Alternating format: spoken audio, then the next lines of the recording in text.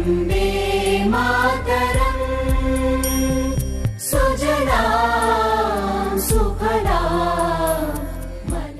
CZMA classes में आपका एक बार फिर से स्वागत है। आज हम लोग जीव विज्ञान का भाग नंबर 27वां करने जा रहे हैं।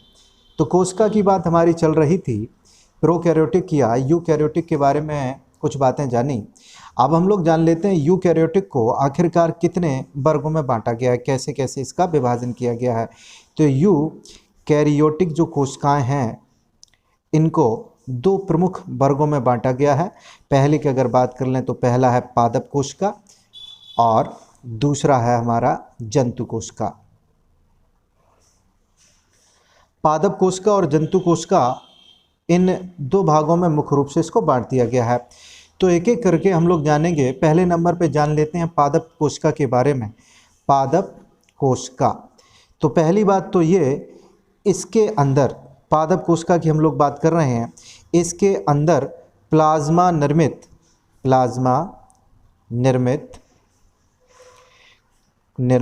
कोशिका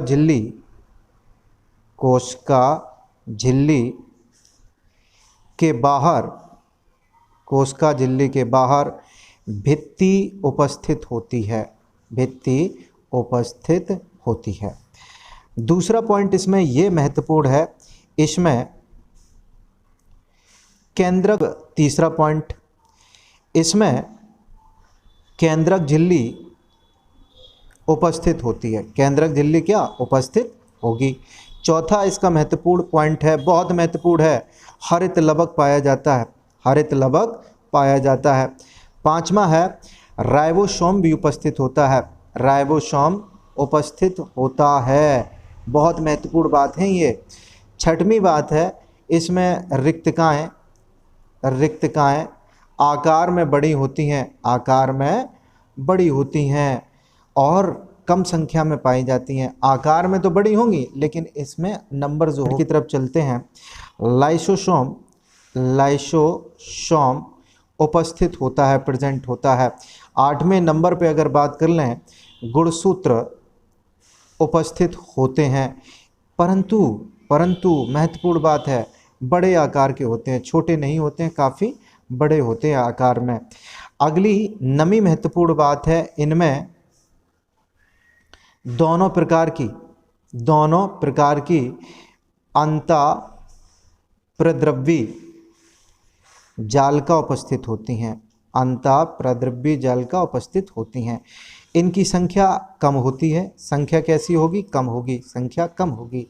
अब 10वीं बात हम लोग कर लेते हैं, इन कोशिकाओं में प्रकाश संश्लेषण होता है, फोटोसिंथेसिस होता है। 11वें नंबर पे बात कर लेते हैं, इन कोशिकाओं में कार्बोहाइड्रेट का जो संचय है वो स्टार्च के रूप में किया जाता है। याद रखिए, स्टार्च के रूप में कार्बोहाइड्रेट का संचय किया जाता है। ये बहुत महत्वपूर्ण बातें थीं पादप कोशिका से संबंधित। अब हम लोग चलते हैं सीधे जंतु कोशिका के बारे में, कुछ महत्वपूर्ण बातें जान लेते हैं। जंतु कोशिका, तो इसमें पॉइंट नंबर जो हमारा फर्स्ट है वो ये है, कोशिका भित्ति अनुपस्थित होती है। कोशिका भित्ति नहीं पाई जाती, अनुपस्थित होती है।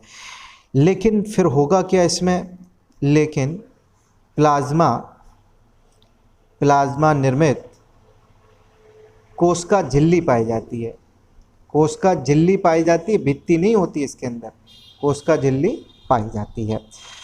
अब कोशिका झिल्ली का आवरण इसके ऊपर पाया जाता है, कोशिका झिल्ली का आवरण होता है।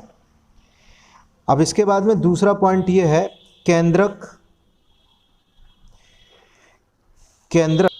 उपस्थित होता है। आपने देखा था पादप कोशिका में भी केंद्रक उपस्थित होता है और केंद्रक उपस्थित होता है जंतु कोशिका में भी, दोनों में केंद्रक उपस्थित होता है। तो तीसरे पॉइंट की हम लोग बात कर लेते हैं आगे। केंद्रक झिल्ली उपस्थित होती है, प्रेजेंट होती है। चौथी इम्पोर्टेंट बात है, हरित लवक नहीं पाया जाता, हरित लवक इसके अंदर नहीं पाया जाता। पांचवी इम्पोर्टेंट बात है, राइबोसोम उपस्थित होता है। अब अगर हम बात कर लें छठे नंबर की, रिक्तकाएं जो होती हैं आकार में छोटी होंगी, आकार में छोटी लेकिन संख्या में ज़्यादा। आकार में छोटी रिक्तकाएं होंगी, छोटी छोटी सी, लेकिन संख्या इनकी बहुत सारी होती है। सातवीं महत्वपूर्ण बात है, लाइसोसोम उपस्थित होता है। आठवीं नंबर की बात है कि गुणसूत्र इसमें होते हैं कि नहीं, तो आंसर है कि गुणसूत्र तो होते हैं, उपस्थित होते हैं, लेकिन आकार में ये कैसे होंगे, छोटे होते हैं। नवीं महत्वपूर्ण बात है, खुरदरी अंतःप्रदबी जालिका की बात कर रहे हैं, खुरदरी एवं चिकनी दोनों प्रकार की अंतःप्रद्रव्य जालिका इसके अंदर उपस्थित होती हैं। इनकी संख्या की अगर बात कर लें तो संख्या में ये बहुत ज़्यादा होती हैं, अधिक मात्रा में होती हैं। 10वीं इम्पोर्टेंट बात है, कोशिकाओं में प्रकाश संश्लेषण नहीं होता। 11वीं है, कोशिकाओं में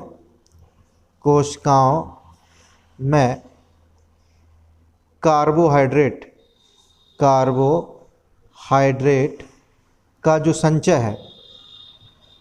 संचय ग्लाइकोजन के रूप में, बहुत ध्यान से सुनिए, ग्लाइकोजन के रूप में होता है, ग्लाइकोजन के रूप में। और यहाँ आपने देखा था कार्बोहाइड्रेट का संचय पादप कोशिका के अंदर स्टार्च के रूप में हो रहा था। तो ये बहुत महत्वपूर्ण बात थी। अब हम लोग जानेंगे कोशिका भित्ति के बारे में। आखिरकार कोशिका भित्ति क्या होती है, आपने बहुत सुना, अक्सर सुना होगा कोशिका भित्ति के बारे में। इसकी इंग्लिश भी आप जानते होंगे, सेल वॉल के नाम से इसको जाना जाता है। कोशिका भित्ति की अगर बात करें तो ये कहाँ पाई जाती है, सिर्फ और सिर्फ पादप कोशिकाओं में। कहाँ, सिर्फ और सिर्फ पादप कोशिकाओं में पाई जाती है। यह जो होती है कोशिका भित्ति, कोशिका का जो पादप कोशिका होती है, कोशिका का बाह्यतम आवरण है, यानी कि एकदम ये कहाँ पाई जाएगी, बाहरी जगह पाई जाएगी, बाह्यतम आवरण है। अब ये बनी किससे होती है, ये बहुत महत्वपूर्ण है। तो कोशिका भित्ति बनी होती है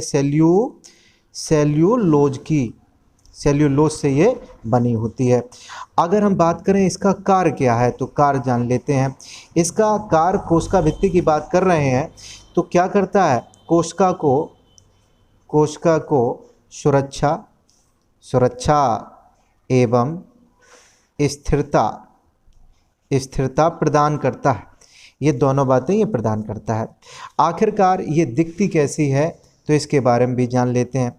यह है अर्धपारगम्य, यह